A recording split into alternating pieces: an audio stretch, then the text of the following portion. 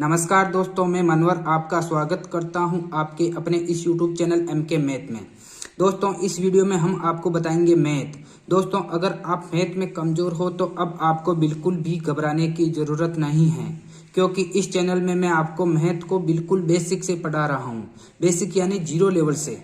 मैं आपको प्रत्येक चैप्टर को बेसिक से हाई लेवल तक पढ़ाऊंगा।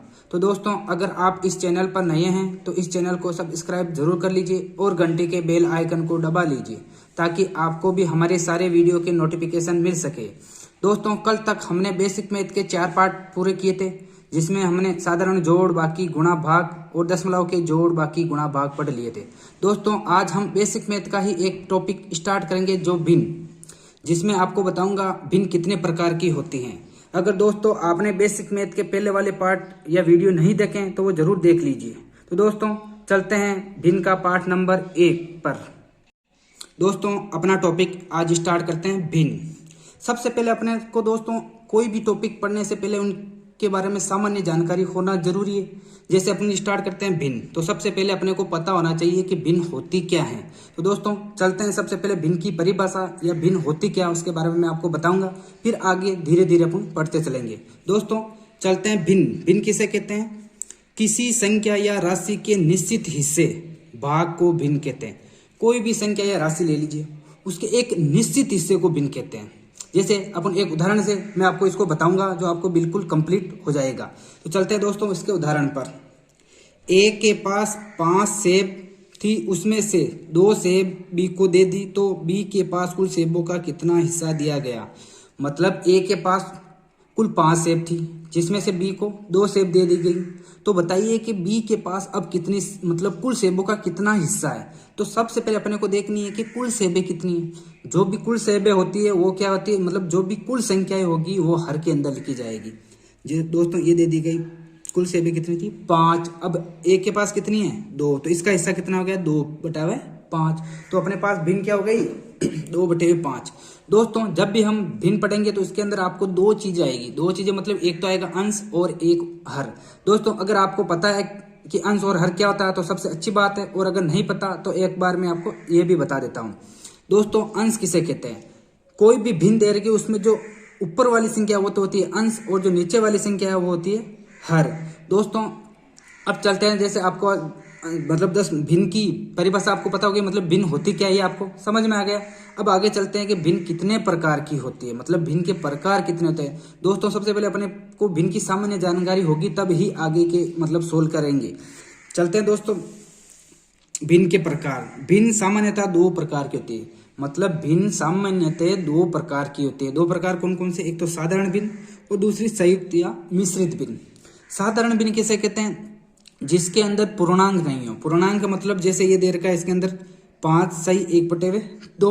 साधारण भिन्न के अंदर पूर्णांक नहीं होगा, मतलब केवल बटेवे के अंदर ही संख्या होगी। जैसे 3/4, 5/7, 6/7। अब दोस्तों देखते हैं मिश्रित या संयुक्त भिन्न। मिश्रित या संयुक्त भिन्न के अंदर अपने को एक पूर्णांक दिया जाएगा। जैसे पूर्णांक के तौर पर अपने को दे दिया 5 सही 1/2। पूर्णांक क्या दे रखा है इसमें? 5, और भिन्न क्या है? 1/2।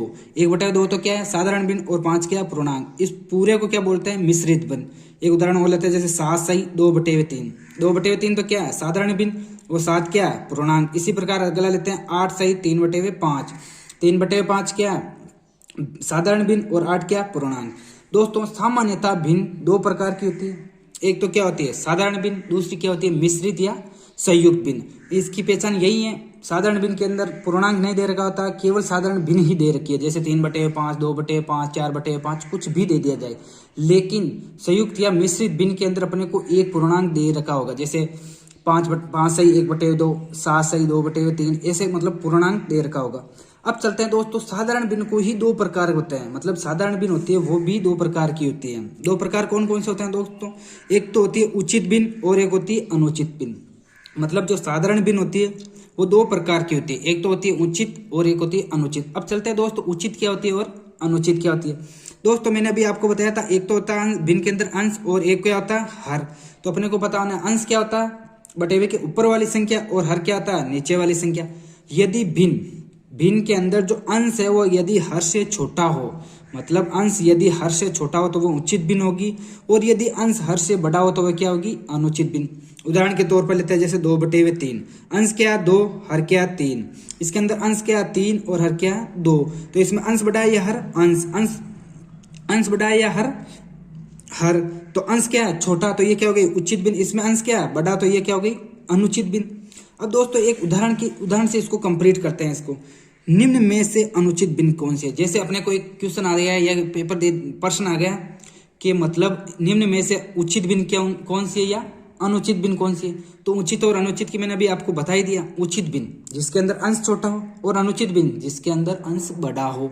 तो चलते हैं 2/3, 4/5, 6/5 और 1/2। इनमें से अपने को देखना है कि अनुचित भिन्न कौन सी है। अनुचित भिन्न कौन सी होगी, जिसके अंदर अंश बड़ा होगा। 2/3 में से अंश बड़ा है या हर, 4/5 में हर, 6/5 में अंश और 1/2 में हर। तो किस में अंश बड़ा है, 6/5 के अंदर, तो अनुचित भिन्न कौन सी होगी, 6/5। दोस्तों अपने सीख लिया साधारण भिन्न क्या होती है, और साधारण भिन्न और मिश्रित भिन्न दोनों में अंतर सीख लिया, और उचित और अनुचित सीख लिया। अब चलते हैं दोस्तों इसी प्रकार साधारण भिन्न और संयुक्त भिन्न तो अपने सीख ली, उचित और अनुचित सीख ली। अब दोस्तों अपने को मान लीजिए अगर मिश्रित या संयुक्त भिन्न दे रखी है और अपने को बोल दे इसको साधारण भिन्न में चेंज करो, या कोई भी अगर अपने को क्वेश्चन सोल्व करना, तो उसको सबसे पहले सोल्व करने के लिए अपने के पास साधारण भिन्न होनी चाहिए, चाहे अपने पास क्वेश्चन के अंदर मिश्रित भिन्न दे रखी हो तो भी। तो सबसे पहले अपन कैसे सीखेंगे, मिश्रित भिन्न को साधारण भिन्न में चेंज करना। तो दोस्तों चलते हैं मिश्रित भिन्न को साधारण भिन्न में बदलना। कोई भी मिश्रित भिन्न दे रखी है दोस्तों, इसको अपन करेंगे उदाहरण से। जैसे दे रखी है 5 सही 1/2, ये क्या दे रखी है मिश्रित भिन्न, उसको किस में चेंज करना है, साधारण भिन्न के अंदर। तो सबसे पहले अपने को क्या करना है, जो पूर्णांक दे रखा है उसको हर से गुणा करना है। जैसे 5 सही 1/2, तो पूर्णांक क्या है 5 को किससे गुणा करना है, 2 को। सबसे पहले क्या करना है, जो हर दे रखा है उसको पूर्णांक से गुणा करना है, फिर क्या करना है, अंश को जोड़ देना है, और जो हर दे रखा है वो वापस नीचे लिख देना है। तो 5 गुणा 2 कितने हैं 10, 10 प्लस 1 कितने हैं 11/2, तो ये क्या होगी 11/2।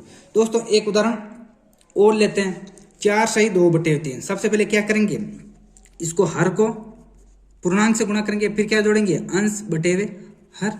4 तरीके 12 प्लस 2/3 कितने हो गए 14/3। दोस्तों मैं समझता हूँ आपको समझ में आ गया होगा मिश्रित भिन्न को साधारण भिन्न में कैसे चेंज करते हैं। दोस्तों जो भी मिश्रित भिन्न दी जाएगी वो सदैव अनुचित भिन्न होगी, मतलब जो भी मिश्रित भिन्न दी जाएगी वो अपने को सदैव अनुचित भिन्न ही होगी। ये जैसे देख लीजिए, ये अपने पास दी मिश्रित भिन्न, इसको किस में बदला साधारण भिन्न के अंदर। अब क्या देख रहा है, हर बड़ा है या अंश बड़ा है, तो अंश बड़ा होगा वो क्या होगी अनुचित भिन्न। इसमें क्या है अंश बड़ा, तो ये भी क्या है अनुचित भिन्न। मतलब जो भी मिश्रित भिन्न होगी वह सदैव अनुचित भिन्न होगी। अब दोस्तों ये तो हमने समझ लिया साधारण भिन्न क्या होती है, संयुक्त भिन्न क्या होती है, उचित भिन्न क्या होती है, अनुचित भिन्न क्या होती है, साधारण मिश्रित भिन्न को साधारण भिन्न में कैसे बदलते हैं। तो दोस्तों हम चलते हैं कि जो भी मतलब कोई अगर मान लीजिए अपने को क्वेश्चन दे रहा है, उस क्वेश्चन के अंदर अपने को मिश्रित भिन्न दे रखी है और उसका मान ज्ञात करना है, तो सबसे पहले अपने को क्या ज्ञात करना पड़ेगा, उसको साधारण भिन्न में चेंज करना पड़ेगा। दोस्तों सबसे पहले हम सीखते हैं भिन्न को सदैव साधारण भिन्न के रूप में ही हल किया जाता है, मिश्रित भिन्न को हल नहीं किया जा सकता। मतलब कोई भी अगर अपने को भिन्न दे रखी है तो उसको सदैव साधारण भिन्न के रूप में ही हल करना है। मतलब मिश्रित भिन्न के रूप में अपने सीधा डायरेक्ट हल नहीं कर सकते। तो मैंने अभी आपको बता ही दिया मिश्रित भिन्न को साधारण भिन्न में कैसे चेंज करते हैं। तो दोस्तों सबसे पहले अपने को क्या करना है, मिश्रित भिन्न को साधारण भिन्न में चेंज करना है। मिश्रित भिन्न को हल करने से पहले साधारण भिन्न में बदलना पड़ेगा।